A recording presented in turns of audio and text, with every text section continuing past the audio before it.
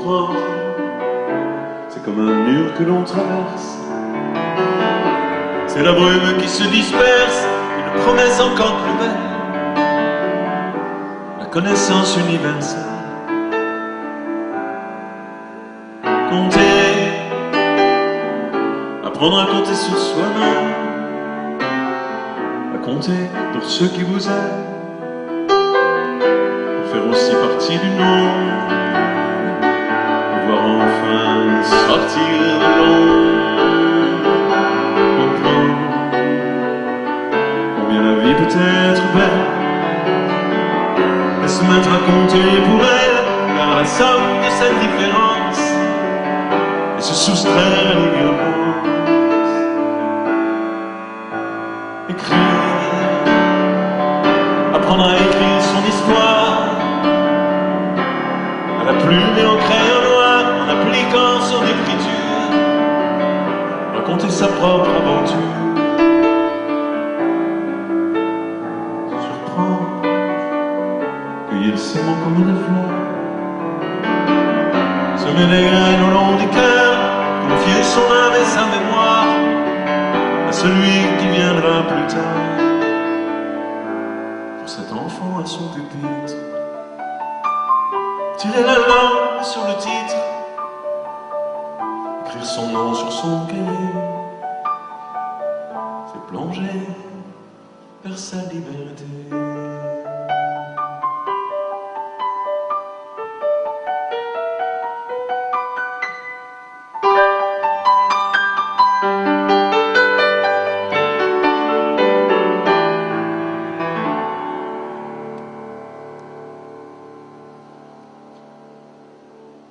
Vous présentez votre nouveau disque.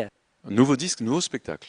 C'est-à-dire que ce qu'on va faire ce soir, c'est une avant-première. C'est l'avant-première du spectacle qui va avoir lieu à partir du 3 octobre prochain à Paris au Déjazet, au Théâtre Déjazet. Et c'est un spectacle entièrement nouveau, avec une équipe nouvelle, une formule différente, une approche complètement différente. C'est vrai que quand on regarde l'univers de votre blog, on a l'impression de dire mais est-ce que c'est bien le même Yves Dutheil que l'on connaissait il y a 30 ans? En fait, il y a eu un grand trou qui n'était pas dû à nous, qui était dû au manque probablement de communication ou d'information. Et beaucoup de gens sont restés sur le passé, n'ont pas suivi l'évolution qui, elle, pourtant s'est poursuivie pendant toutes ces années, avec 80 concerts par an, avec des nouveaux albums. Et je pense qu'aujourd'hui, tout d'un coup, je ne sais pas pourquoi, on a l'impression qu'on revient à la surface des choses visibles, et que là, on constate l'évolution qui a eu lieu en fait depuis 30 ans. Alors, on a appris aussi à travers votre répertoire de chansons que vous étiez un neveu de Monsieur Dreyfus. Un petit-neveu d'Alfred Dreyfus, oui, absolument. Ça faisait partie de ma vie. C'était comme une zone d'ombre. L'histoire de Dreyfus a connu diverses fortunes et infortunes. Donc, à un certain moment, l'innocence de Dreyfus n'était pas réputée comme étant établie.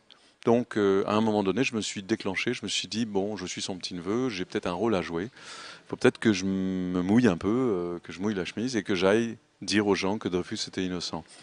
Et à partir du moment où j'ai eu l'idée de faire cette chanson, ça m'a vraiment habité pendant plus d'1 an avant de commencer à écrire le premier vers. Et puis j'ai écrit la chanson et depuis, il y a eu les festivités pour le centenaire de l'article de Zola, J'accuse. Et ces festivités ont été l'occasion de démontrer aussi au grand public que Dreyfus était effectivement innocent, que c'était connu de tous les historiens. Et l'État a reconnu l'innocence de Dreyfus officiellement par une lettre du président de la République aux familles de Dreyfus et de Zola. Et il restait un élément à vraiment affirmer pour que l'innocence de Dreyfus soit établie de façon définitive, c'était l'armée. Et l'armée a fait ce pas en 98 en faisant une cérémonie à l'école militaire, à l'endroit même où Dreyfus avait été dégradé. Et j'étais là, ce jour-là, avec les familles de Zola et de Dreyfus. Et on a vécu un moment historique avec ma tante à mon bras, qui était la nièce de Dreyfus, qui a sauté sur ses genoux quand elle était petite, et qui m'a dit, je suis venu à 94 ans, je suis venu de Dijon pour 20 minutes. Mais quelle minute! C'est un souvenir qui est important pour vous aujourd'hui. Oui, parce que l'histoire de l'affaire Dreyfus a conditionné un siècle d'histoire et a jeté les bases de ce qu'est notre République aujourd'hui, basée sur la loyauté, sur la vérité, sur la justice. L'affaire Dreyfus était le prototype d'une machination qui était organisée par l'État, par l'armée, par les ministères, par toute une classe de gens qui voulaient faire apparaître un juif comme coupable parce que c'était la meilleure solution pour tout le monde, sauf pour lui, bien sûr. Et je pense qu'à ce moment-là, grâce à Zola, qui a écrit ce fameux article, J'accuse, la République française s'est honorée de donner plus d'importance à la vérité qu'à la raison d'État. Et c'est la naissance de ce qu'on a appelé les intellectuels après, et de la mobilisation des intellectuels pour faire jaillir la vérité autour d'une machination ourdie par l'État, l'armée, voilà, toute une sorte de système qui maintenait la vérité sous le boisseau avec des faux témoignages, des faux documents. Enfin, c'était terrible. Et Dreyfus, lui, a vécu ça pendant 12 ans, avant que l'affaire elle-même, qui a duré 100 ans, ne s'éteigne par le jaillissement de la vérité. Il était alsacien, français juif, capitaine, vivait parmi les siens à Paris, 17e. Quand un matin d'octobre, on l'accuse en ange, vers 12 ans de méprise et d'opprobre, traité plus bas qu'un chien, laissé dans l'ignorance de tous ceux qui sans fin luttaient pour sa défense. Courageux, opiniâtres, jouant parfois leur vie sur un coup de théâtre, s'exposant pour lui. Je suis un peu son fils et c'est moi que l'on traîne au palais d'injustice en l'écoutant à peine. Quand Paris s'enflamme, alors qu'on l'a juré, le coupable pavane à 4 pas d'ici. Je pense que tous les Français ont en tête votre chanson Prendre un enfant par la main, Le petit pont de bois, mais on vous a vu aussi écrire récemment une chanson pour Ingrid Betancourt. Donc, je dirais aujourd'hui, quelle évolution? Vous savez, qui d'entre nous est le même qu'il y a 30 ans ? Qui d'entre nous peut avoir traversé la chute du mur de Berlin, les tours jumelles à Manhattan, donc le 11 septembre, la guerre d'Irak, les mensonges d'État de l'Amérique qui déclenchent une guerre sur la foi des armes de dissuasion, de destruction massive qui n'ont jamais existé. Enfin bon, qui peut traverser tout ça sans avoir changé de regard, sans avoir mûri soi-même, ne serait-ce que par son âge? Je suis comme tout le monde, j'ai traversé tout ça et j'ai évolué au fil des années. Mais pour moi, ce fil des années se découvre aujourd'hui pour tous ceux qui pensent que j'étais toujours le Dutheil du petit pont de bois que j'ai écrit il y a quand même 30 ans aujourd'hui. Donc voilà, ça fait 20 ans que je chante plus le petit pont de bois, justement pour essayer d'exprimer ça, de montrer que j'ai changé, j'ai évolué, mais que je suis toujours fidèle à ce que j'étais au début, parce que mon idéal n'a pas évolué, lui, comme en un virage à 180 degrés. Je suis toujours attaché aux mêmes choses et je défends à la limite cette fragilité comme un atout, comme une réalité quotidienne pour nous tous. En fait, le monde aujourd'hui, il est devenu fragile. Le climat, les banques qu'on croyait mondialement solides s'effondrent. Les tornades atteignent des villes au point d'être obligés d'évacuer des villes de plusieurs millions d'habitants. La vie économique est bouleversée en ce moment. On a assisté à des choses incroyables il y a seulement quelques années. Donc, bon, tout a évolué, tout a changé. Et moi, je suis, en tant qu'artiste, le reflet de cette évolution et de ces changements. Donc, il était logique que j'évolue, et ça a commencé en 1985 en écrivant La langue de chez nous, après une conversation avec Félix Leclerc où je me suis rendu compte que la francophonie était peut-être en danger, pour nous aussi, pas seulement pour les Québécois. Et donc ça a été la première prise de conscience qu'une chanson pouvait être aussi un outil pour faire changer certaines choses, avec beaucoup de modestie, un peu comme une fourmi dans une fourmilière, mais avec tout son poids de fourmi, et comme un grain de sable dans le désert, mais avec tout son poids de grain de sable et de gouttes d'eau dans la mer, tout ce qu'on veut, mais en étant conscient qu'on a chacun un poids, un rôle à jouer. Alors ça a commencé comme ça, puis ça s'est poursuivi pour les enfants du monde entier, Dreyfus, la tibétaine, une chanson sur Yitzhak Rabin, une autre sur la chute du mur de Berlin, et aujourd'hui, un artiste différent forcément, mais un artiste d'aujourd'hui.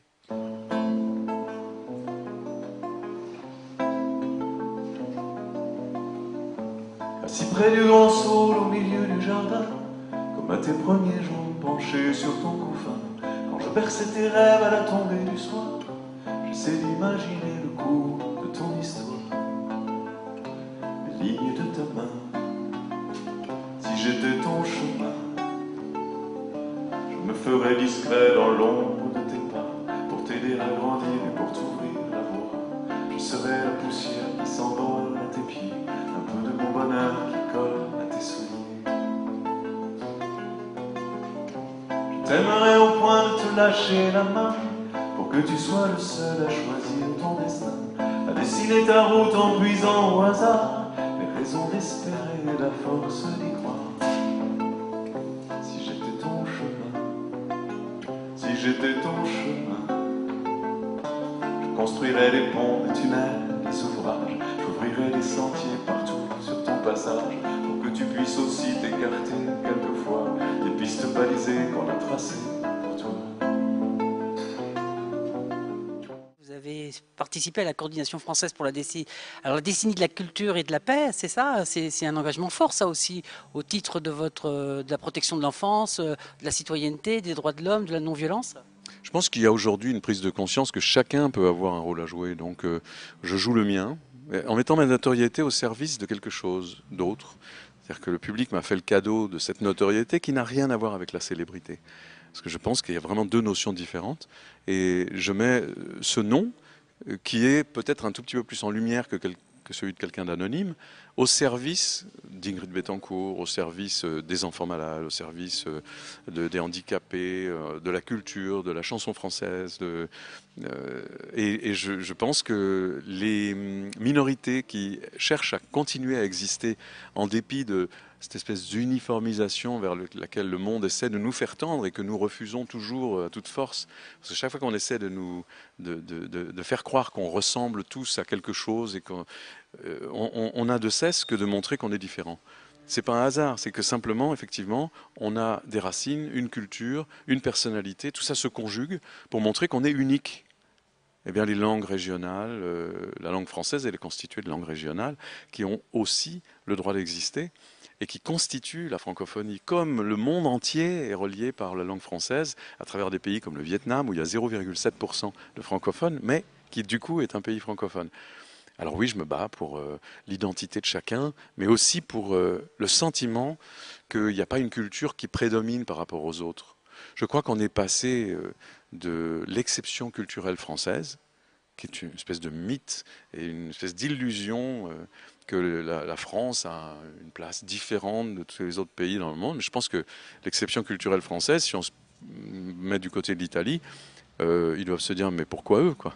Donc ils ont droit à la même exception que nous. Donc c'est plus une notion de diversité, le droit à la diversité.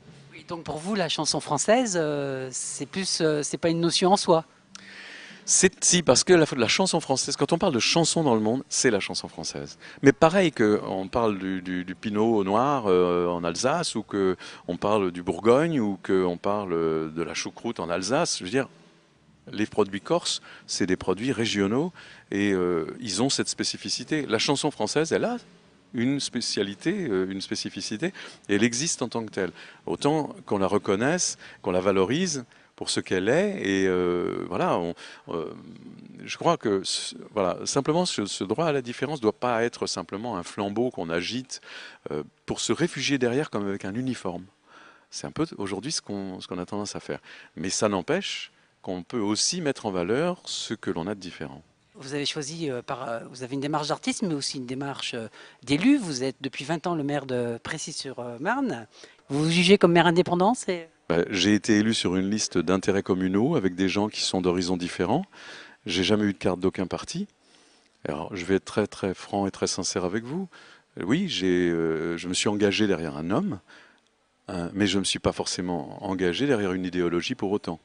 Et si j'ai essayé d'être utile en termes d'engagement citoyen, c'était un engagement citoyen, c'était pas un engagement idéologique. Et j'ai toujours gardé cette indépendance qui fait que, oui, non, je n'ai jamais eu de carte d'aucun parti. Alors, ce soir, donc, dans cette première, on va découvrir quel Yves Duteil? L'artiste, avant tout l'artiste, et un artiste en mouvement, un artiste en remise en cause, en recherche, avec un spectacle totalement nouveau, avec une conception totalement nouvelle, et des musiciens différents, un esprit. C'est un spectacle extrêmement musical avec toutes les chansons du nouvel album Fragile, écrites en collaboration pour certaines avec Art Mengo, avec Véronique Sanson, avec la collaboration d'Affiletta aussi et de Jean-Pierre Marcellesi. Donc un disque qui est musicalement très ouvert, avec des sujets dont le fil rouge est la fragilité d'aujourd'hui. Et sur le spectacle, eh bien, je dirais que l'évolution est aussi sensible dans la forme, parce qu'on a voulu vraiment tout ce que je vous ai dit au début, qui consiste à dire, voilà, je suis un artiste d'aujourd'hui, vous m'avez vu chanter des chansons hier, et j'ai évolué avec le monde, je suis aussi un musicien d'aujourd'hui, donc là, ça se traduit très fort là, dans le spectacle. Donc je prends beaucoup, beaucoup de plaisir, et j'essaie de partager ce plaisir avec le public. Et ce spectacle de ce soir, c'est l'avant-première du spectacle que je vais donner aux Deux Jazets pour ma rentrée parisienne, et qui sera le point de départ de la tournée qui va durer maintenant plusieurs années. Donc c'est un spectacle entièrement différent. Juste un détail, parce que ça me semble important de dire qu'il y aura aussi des points de repère de chansons anciennes dans le spectacle. Hein. C'est pas juste des chansons. Ah oui, il y aura quand même quelques reprises. Mais bon, parce que je crois que le public a besoin aussi de se retrouver. C'est un mélange de fidélité et de nouveauté, donc il y a de la fidélité aussi.